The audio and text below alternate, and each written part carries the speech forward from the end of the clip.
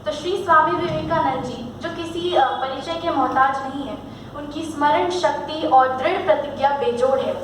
मैं उनके जीवन से जुड़ी कुछ अनोखी कहानियाँ सुनाना चाहूँगी, क्योंकि उनकी सारी कहानियाँ इतने कम समय में सुनाना तो लगभग असंभव है। तो सबसे पहली कहानी जो उनसे जुड़ी है वो है अमेरिका जाना। तो जब वो अमेरिका जा रहे थे तो सबसे पहले वो अपनी माँ का आशीर्वाद लेने गए, उनसे अनुमति लेने गए। जब वो अपनी माँ से अनुमति लेने गए तो पैर छूकर उन्होंने कहा कि क्या मैं अमेरिका जा सकता हूँ, मुझे अपने धर्म का प्रचार करना है। तो उनकी माँ ने कहा तो मुझे पहले वो चाकू पकड़ाओ। तो विवेकानंद जी ने चाकू उठाया और उठाकर अपनी माँ को दे दिया। लेकिन उनकी माँ खुश हुई और बोली कि ठीक है, अब तुम जा सकते हो। तो स्वामी विवेकानंद जी चौंक गए और उन्होंने चौंक कर कहा कि तुमने ना मुझसे कोई प्रश्न पूछा और ना ही मेरी परीक्षा ली, फिर तो मुझे जाने के लिए अनुमति कैसे दे रही हो। तो उनकी माँ ने मुस्कुरा कर उत्तर दिया कि अगर तुम्हारी जगह कोई और होता और मुझे ये चाकू पकड़ाता तो वो धार वाला हिस्सा मुझे पकड़ाता और लकड़ी वाला हिस्सा खुद पकड़ता, लेकिन तुमने इसके ठीक विपरीत किया और धार वाला हिस्सा खुद पकड़कर मुझे लकड़ी वाला हिस्सा पकड़ा, जिससे चोट तुम्हें खुद लगे, मुझे नहीं। तो तुम खुद की हानि सहने के लिए तैयार हो, दूसरे के लाभ के लिए। इससे यही पता चलता है कि तुम पूरी तरह से तैयार हो अमेरिका जाने के लिए, और तुम जाओ और वहाँ सफल होकर आना। एक बार जब वो अमेरिका गए थे तो वहाँ एक कैफेटेरिया होता था जहाँ खाना खाने के लिए बैठते थे लोग। तो वो टेबल पे बैठे जब, तो वहाँ एक अंग्रेज प्रोफेसर थे। वो अंग्रेज प्रोफेसर उनसे बहुत जलते थे और मन ही मन चिढ़ते थे।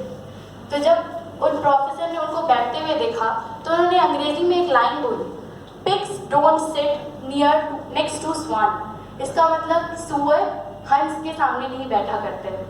तो ये सुनकर स्वामी विवेकानंद जी ने कहा ठीक है, तो मैं उड़ जाता हूँ। और ये सुनकर सभी बच्चे हंसने लगे और इससे जो प्रोफेसर थे उन्हें बहुत बेइज्जती महसूस हुई और उन्होंने बदला लेना चाहा।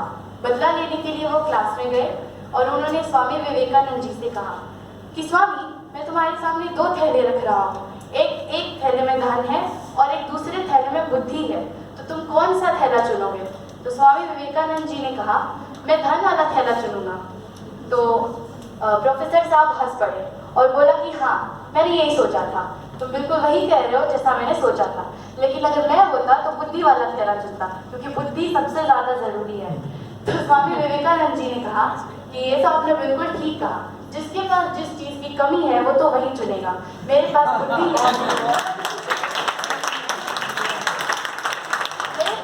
है, इसलिए मैंने धन वाला थैला चुना है। आपके पास बुद्धि की कमी है, इसलिए आपने बुद्धि वाला थैला चुना है।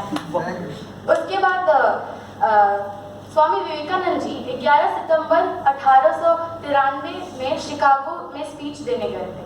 वहाँ उनके भाषण को सुनने वाले का हर भारतीय का सर ऊंचा हो गया। वहाँ 7000 बैठे हुए लोगों की ताली बजती रही और बजती ही रही, मतलब 2 मिनट तक तालियां नहीं रुक पाई। उन्होंने भाषण को कुछ इस तरह स्टार्ट किया था, my dear brothers and sisters of America. ये भाषण सुन के 7000 लोगों ने खड़े होकर तालियां बजाई थी और इस वजह से हम स्वामी विवेकानंद जी को जानते हैं। मैं आपको एक और उनकी कहानी से जुड़ी एक और उदाहरण देना चाहूँगी।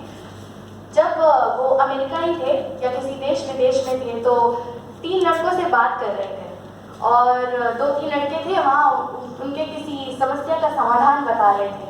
तभी एक लड़की दूर से उन्हें देख रही थी और वो लड़की वही देखी जा रही थी उन्हें। फिर जब वो लड़के चले गए तो लड़की थोड़ी पास आई और स्वामी विवेकानंद जी ने उन्हें प्रणाम किया और कहा हाँ बोलिए। तो उन्होंने कहा स्वामी जी, मैं आपसे शादी करना चाहती हूँ। तो स्वामी जी ने कहा ठीक है, लेकिन ऐसा क्यों। तो लड़की ने कहा कि मुझे आपके जैसा एक बच्चा चाहिए। तो स्वामी जी ने कहा ठीक है, लेकिन इसके लिए मुझसे शादी करने की क्या आवश्यकता है, बच्चा तो आपको बिना शादी किए भी मिल सकता है।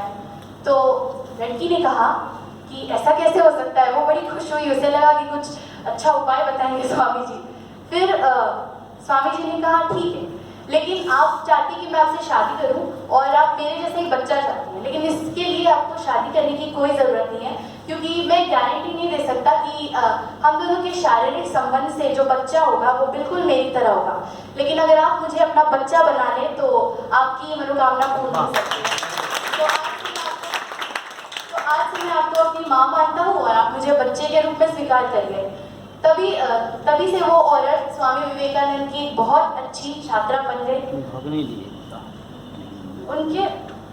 उनके द्वारा दिया गया एक बहुत ही फेमस उक्ति है जो आज भी जिसकी वजह से हम उन्हें जानते हैं। उन्होंने अंग्रेजी में कहा था, arise awake and stop not until you reach your goal, मतलब उठो जागो और तब तक मत रुको जब तक लक्ष्य प्राप्त ना हो। और एक दूसरी उक्ति जो उन्होंने दी है कि यदि आप किसी के लिए हाथ बढ़ा सकते हैं तो बढ़ाइए, और अगर मदद के लिए हाथ नहीं बढ़ा सकते तो कम से कम हाथ जोड़ तो लीजिए। उन्होंने अपनी व्यावहारिकता का परिचय देते हुए रामकृष्ण मिशन की स्थापना की, और जैसा कि आप जानते हैं वो जमशेदजी टाटा के गुरु भी हैं। स्वामी विवेकानंद एक व्यक्तित्व नहीं, एक बुनियाद है, एक ऐसी बुनियाद जिस पर भारत का विराट सांस्कृतिक महल खड़ा है।